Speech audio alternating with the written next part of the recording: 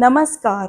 आप सभी का स्वागत है माय रत्ना के नए पॉडकास्ट में। मैं हूं आपकी होस्ट प्राची और आज हम बात करेंगे एक बहुत इंपॉर्टेंट एस्ट्रोलॉजिकल इवेंट के बारे में। जुपिटर का ट्रांजिट मिथुन राशि यानी जेमिनी में जो है 14 मई 2025 को। अगर आप एस्ट्रोलॉजी में इंटरेस्टेड हैं या आपकी राशि जेमिनी यानी मिथुन है और ये जानना चाहते हैं कि ये ट्रांजिट आपको कैसे इफेक्ट करेगा और रेमेडीज क्या है, तो ये एपिसोड आपके लिए है। इन सब क्वेश्चंस का आंसर देने के लिए आज शो में आए हैं हमारे साथ एक बहुत खास गेस्ट जो एस्ट्रोलॉजी के फील्ड में अपने परिवार की लेगेसी को आगे बढ़ा रहे हैं और जिनके क्लाइंट्स दुनिया के हर कोने से हैं। तो चलिए स्वागत करते हैं हमारे शो पर पंडित जयंत रावल जी सर का। और ये वही एस्ट्रोलॉजर हैं जिनके साथ हमने पहले शनि की 7.5 का भी पॉडकास्ट किया था और जिसे आप सबने काफी सराहा था। तो आइए अब हम स्वागत करते हैं पंडित जयंत जी सर का। नमस्कार सर, माय रत्ना के चैनल पर आपका स्वागत है।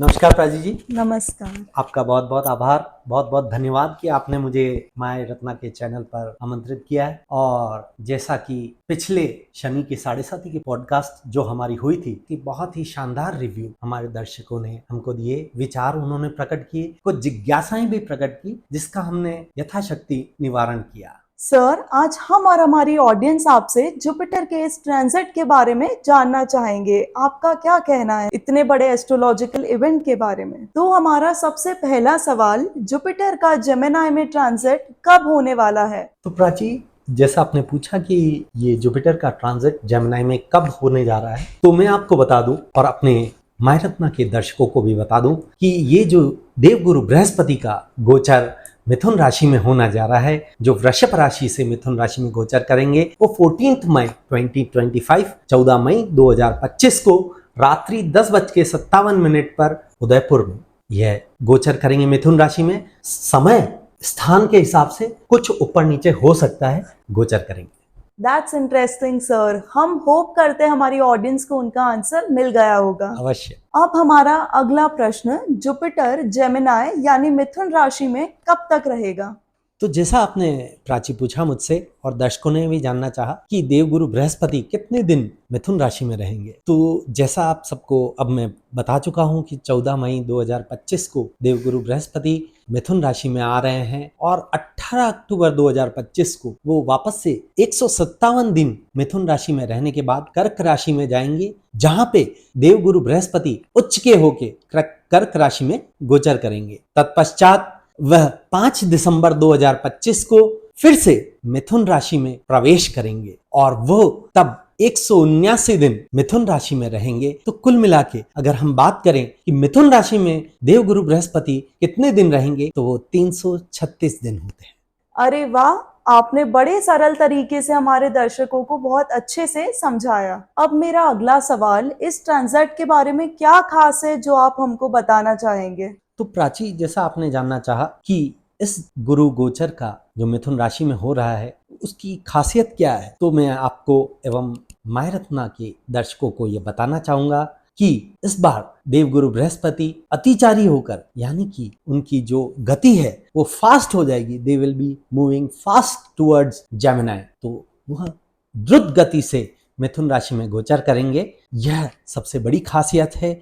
और उसके पश्चात ये जो 18 अक्टूबर को कर्क राशि में प्रवेश करेंगे और वे वक्री कर्क राशि में होके वापस मिथुन राशि में आएंगे, तो यह बहुत ही खास बात है। प्लस मिथुन राशि में यह टोटल 336 दिन रहेंगे। जैसा मैंने आपको पहले बताया था, नॉर्मली गुरु ग्रह एक राशि में 390 दिन के आसपास रहते हैं, यानी कि कुल मिला के 13 महीने के आसपास रहते हैं। तो इस बार इनका जो मिथुन राशि में गोचर रहेगा वो कुछ कम हो जाएगा, एग्जैक्ट 13 महीने या 13 महीने के आसपास नहीं रहेगा, 336 दिन का रहेगा। तो यह इस बार कुछ खासियत है।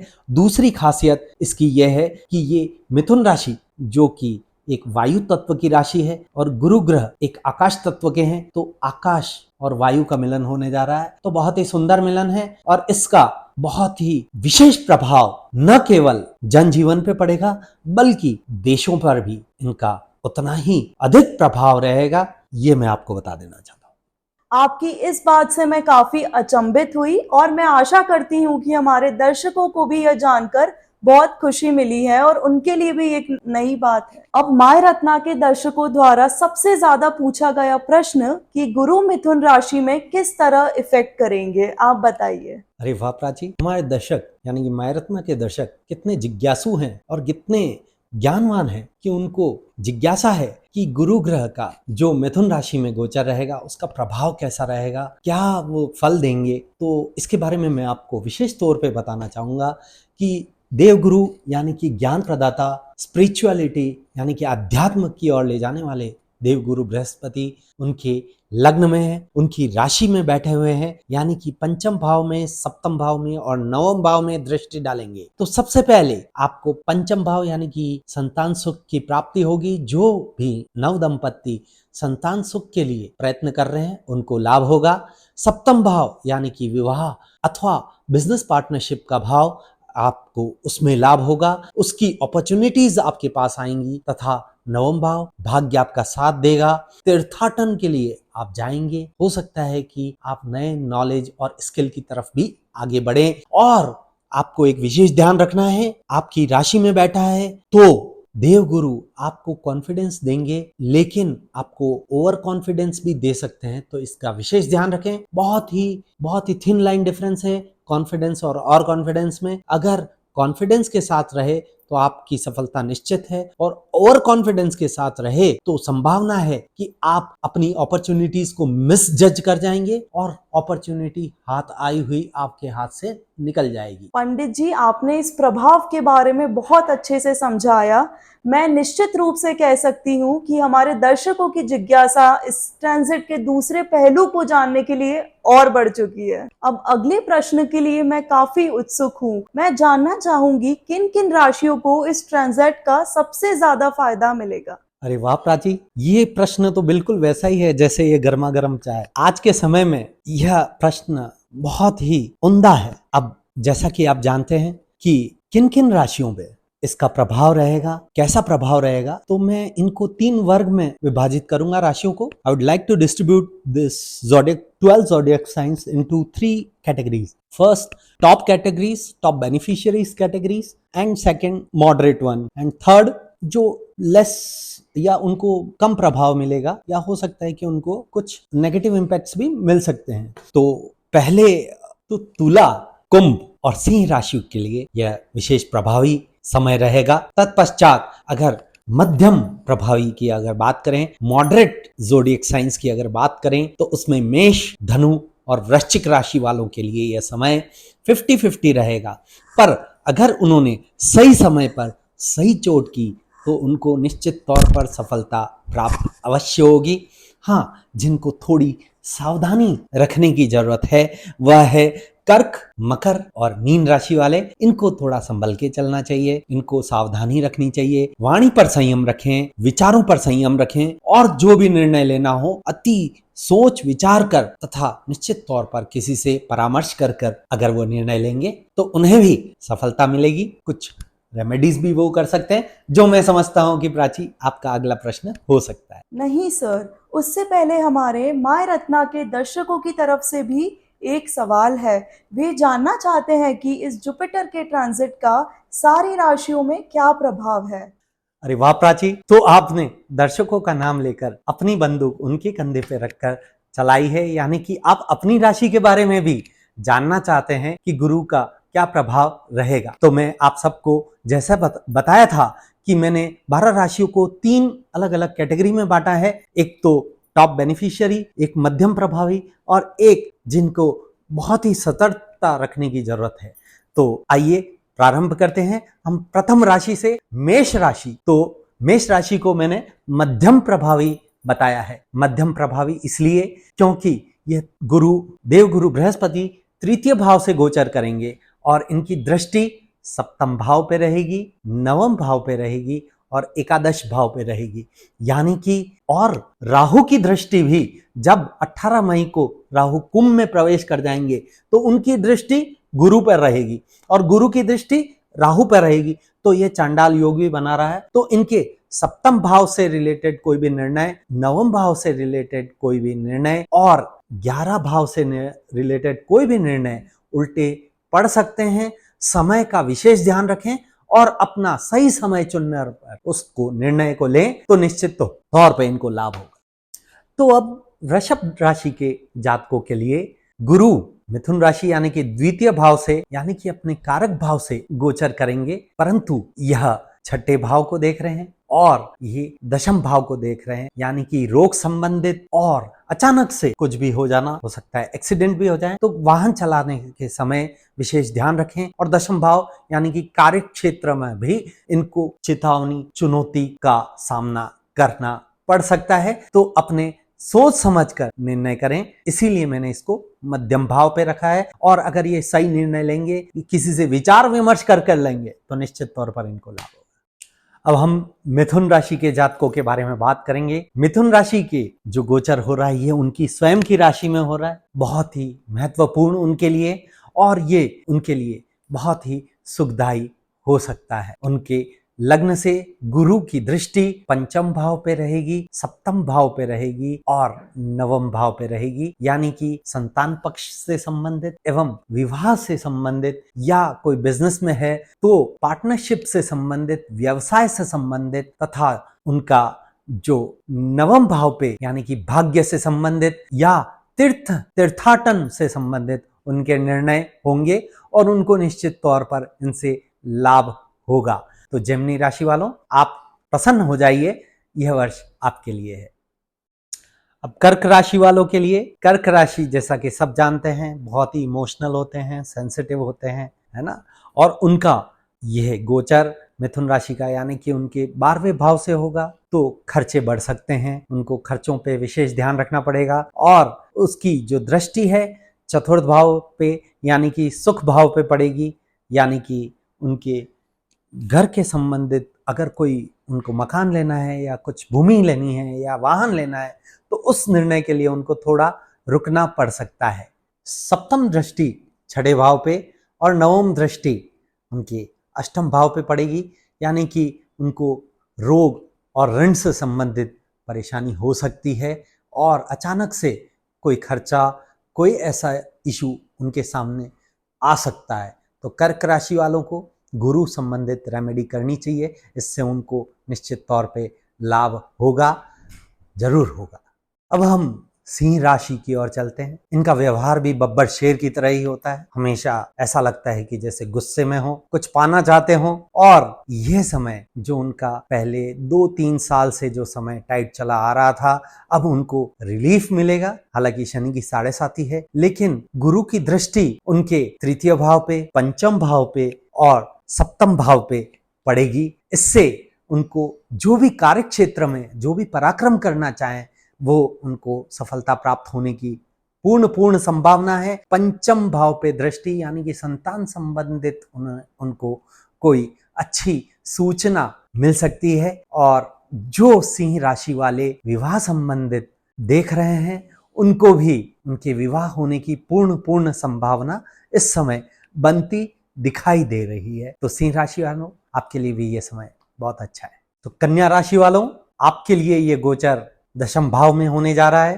कार्य क्षेत्र में होने जा रहा है, और इसकी दृष्टि आपके द्वितीय भाव पे, चतुर्थ भाव पे और छठे भाव पे रहेगी। आपको विशेष तौर पर कार्य क्षेत्र में ध्यान रखना है, किसी से अनर्गल पंगा नहीं लेना है, वाणी पर संयम रखना है। वाणी आपकी थोड़ी सी भी गड़बड़ हुई आपको नुकसान पहुंचा सकती है, इसीलिए मैंने कन्या राशि को मध्यम प्रभावी में रखा है। आपको विशेष तौर पर यह ध्यान रखना पड़ेगा, वाणी पे संयम, खास करके कार्य क्षेत्र पर। तो तुला राशि वालों, आपके लिए अब ये अ साई ऑफ रिलीफ होगा, आपको मन प्रसन्न रहेगा। आपके ये नवम भाव से गुरु ग्रह गोचर करने जा रहे हैं, यानी कि अपने कारक भाव से ये गोचर करेंगे, निश्चित तौर पर आपको लाभ होगा। इसकी दृष्टि, गुरु की दृष्टि आपके लग्न पे होगी एवं तृतीय भाव पे होगी और पंचम भाव पे होगी। अब इनका फल क्या हो सकता है?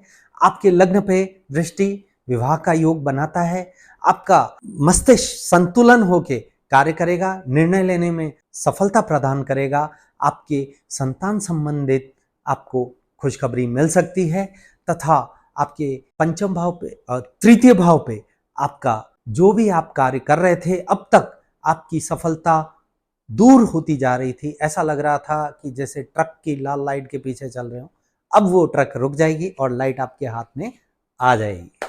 तो वृश्चिक राशि वालों, जैसा कि आपका व्यवहार है, हमेशा चुपचाप रहना और सबको ऑब्जर्व करना, किसी को छेड़ना नहीं और कोई छेड़े तो छोड़ना नहीं, यह आपका व्यवहार। और गुरु आपके अष्टम भाव से गोचर करेगा और आपके अष्टम भाव के गोचर करने से आपका ये 12th हाउस को, सेकंड हाउस को और 4th हाउस को ये दृष्टि करेगा। तो इसमें आपके लिए ये मध्यम प्रभावी मैं इसलिए बोल रहा हूँ क्योंकि आप जैसा अपना व्यवहार है और गुरु का जो व्यवहार रहेगा, आपको उसमें सामंजस्य बना के चलना पड़ेगा। तो आपके खर्चों में भी कमी आएगी, आपकी वेल्थ में बढ़ोतरी होगी और हो सकता है कि आप प्रॉपर्टी भी ले पाएं। और थोड़ी सी सावधानी हटी तो खर्चों में बढ़ोतरी, वेल्थ में कमी, और अगर कोई भूमि या वाहन ऐसा लिया जिसमें आपका पैसा फंस सकता है, इसलिए आपको इस चीज का अवश्य ध्यान रखना पड़ेगा। धनु राशि वालों, आप जैसा कि अपने एम की तरफ पूरी तरह से फोकस्ड रहते हैं और यही आपको अभी भी रखना है, अपना ध्यान नहीं भटकाना है। गुरु आपके सप्तम भाव से गोचर करेगा और आपके एकादश भाव पे, लग्न पर और आपके तृतीय भाव पर यह दृष्टि डालेगा, यानी कि आपके लग्न पर, और लग्न की दृष्टि यानी कि कोई मांगलिक कार्य आप अवश्य करेंगे इस समय पर, यह मैं निश्चित तौर पे बोल सकता हूं। एकादश भाव पे आप अपनी कोई नया सोर्स ऑफ इनकम अवश्य देख रहे होंगे, और अगर आपने प्रोज एंड कॉन्स ध्यान रखे, डूज एंड डोंट्स ध्यान रखे, तो उससे भी आपको लाभ हो सकता है। अपने जो ब्रेन है, जो विचार हैं जो आपके ब्रेन में आए, उससे भटकना नहीं है और किसी न किसी एक्सपर्ट से उस फील्ड के बारे में अपन को कंसल्टेंसी करके ही उस क्षेत्र में आगे बढ़ेंगे, तो आपको लाभ अवश्य होगा, अवश्य होगा, अवश्य होगा। मकर राशि वालों, आप जैसे व्यवहार से थोड़े लेथार्जिक फील करते हैं, आराम से काम करना पसंद करते हैं, परंतु अब आपको ये आराम त्यागना पड़ेगा, आपको अपनी कमर कसनी पड़ेगी। गुरु आपके छठे भाव से गोचर कर रहे हैं और आपके दशम भाव पे, द्वादश भाव पे और द्वितीय भाव पर उनकी दृष्टि रहेगी, यानी कि आपको कार्य क्षेत्रों में आपको स्थान परिवर्तन करना पड़ सकता है, कुछ ना कुछ प्रॉब्लम आपको कार्य क्षेत्र में फेस करनी पड़ सकती है, आपके खर्चे बढ़ सकते हैं, आपको इसका विशेष तौर पे ध्यान रखना पड़ेगा। किसी से अनर्गल पंगा ना लें, कोर्ट कचहरी का भी प्रॉब्लम हो सकता है। तो मकर राशि वालों, यह चीज का आपको अवश्य ध्यान रखना है। कुंभ राशि वालों, आप ज्ञान से पूर्ण रूप से भरे हुए हैं और अपने ज्ञान का एवं विवेक का पूर्ण इस्तेमाल करना पड़ेगा। निश्चित तौर पर आपके शनि की 7.5 चल रही हैं, लेकिन गुरु का यह प्रभाव, गुरु का यह गोचर आपको निश्चित तौर पर लाभ दे सकता है, क्योंकि ये आपके पंचम भाव से गोचर करेगा, अपने कारक भाव से गोचर करेगा और इसकी दृष्टि आपके नवम भाव पे होगी, आपके एकादश भाव पे होगी और आपके लग्न पर होगी। तो आपके लिए यह शुभ फलदायी है। शनि जरूर आपको चिंता दे सकता है, लेकिन आध्यात्म की और आपका अगर झुकाव रहेगा, तीर्थ संबंधी आपकी यात्राएं बढ़ सकती हैं और आपके नए सोर्स ऑफ इनकम जनरेट हो सकते हैं। यह आप गोचर आपके लिए विशेष तौर पर लाभकारी रहेगा। मीन राशि वालों, आपको थोड़ा संभल के रहना पड़ेगा। जैसा कि आपका प्लान ए और प्लान बी हमेशा तैयार रहता है, किंतु इस बार प्लान ए और प्लान बी बनाने में थोड़ी सावधानी बरतें।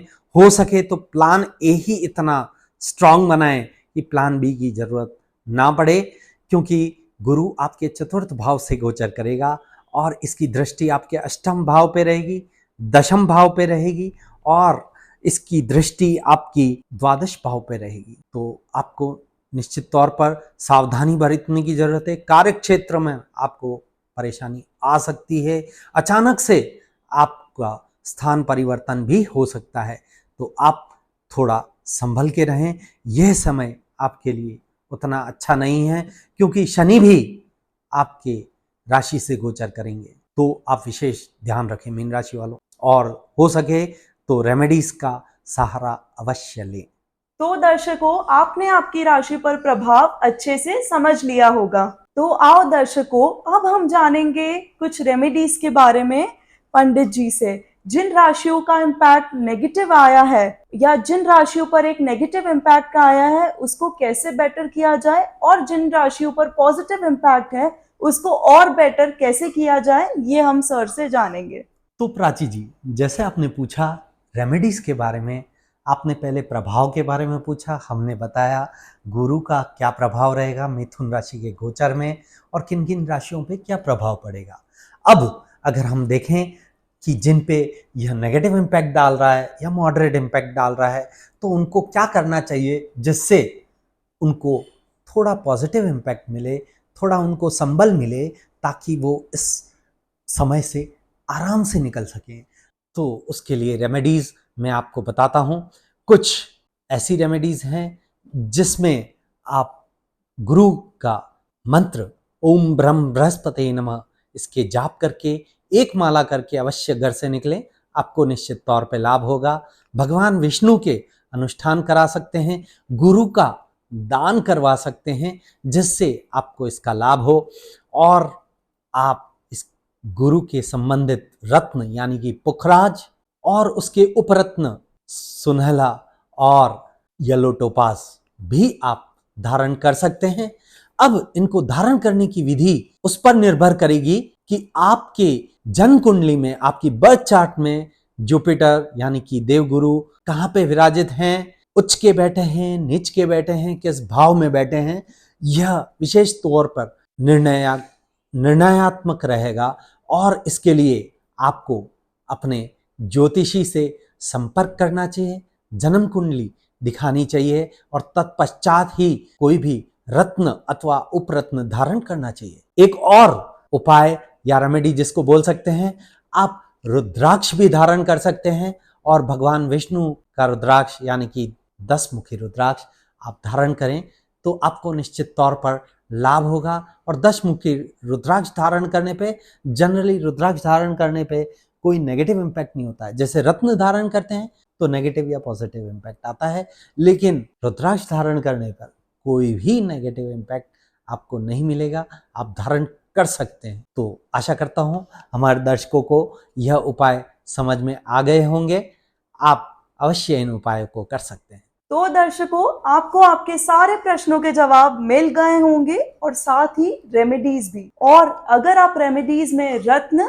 उपरत्न और रुद्राक्ष धारण करना चाह रहे हैं, तो आप डेफिनेटली आए माय रत्ना पर, जहां है 60+ इयर्स की जनरेशनल लेगेसी का ट्रस्ट और 100% प्योर ओरिजिनल सर्टिफाइड जेमस्टोन्स। तो दर्शकों, आपको यह पता पड़ ही गया होगा कि गुरु का मिथुन राशि में गोचर आपकी राशि पर क्या प्रभाव डाल सकता है। मित्रों, इस वर्ष शनि का गोचर ऑलरेडी मीन राशि में हो चुका है, राहु का 18 मई को कुंभ में होगा, और गुरु ग्रह 14 मई को अतिचारी होकर गोचर करेंगे। तो इन सब का प्रभाव न केवल मनुष्य पे, जन स्वभाव पे, अपितु राष्ट्र एवं अंतरराष्ट्रीय होगा, व्यापक होगा। तो मित्रों, आशा करता हूं आपको यह पॉडकास्ट अति ज्ञानवर्धक लगा होगा, और अगर आपको यह ज्ञानवर्धक लगा है तो आप अवश्य कमेंट करके हमें बताएं, ताकि इससे हमारा उत्साह और भी दोगुना हो, और ऐसी जो भी ज्योतिषीय कार्यक्रम हो तो हम आपके सामने उपस्थित हो और आप उससे लाभान्वित हो। आप मित्रों, इस पॉडकास्ट को अपने मित्रजनों को, स्नेहीजनों को, और जितने भी मित्रों को आप जानते हैं उनसे शेयर करें। इस पॉडकास्ट को आप लाइक करें, सब्सक्राइब करें, ताकि अधिक से अधिक लोग इस पॉडकास्ट से, इस जानकारी से लाभान्वित हो सके। एक बार फिर से मेरी तरफ से आपका बहुत बहुत आभार। धन्यवाद सर, आपका हमारे शो पर आने के लिए। अगर आप हमारे माय रत्ना के एक्सपर्ट एस्ट्रोलॉजर से 1-to-1 कंसल्टेशन चाहते हैं, तो नीचे दिए गए डिस्क्रिप्शन बॉक्स के लिंक में क्लिक कीजिए और वहां पर बुक कीजिए अपना 1-to-1 कंसल्टेशन सेशन। आपने हमारे दर्शकों को बहुत अच्छी तरह से इस ट्रांजिट के बारे में गाइड किया। अब अगली बार वापस मिलेंगे एक नए टॉपिक के साथ। धन्यवाद। धन्यवाद दर्शक।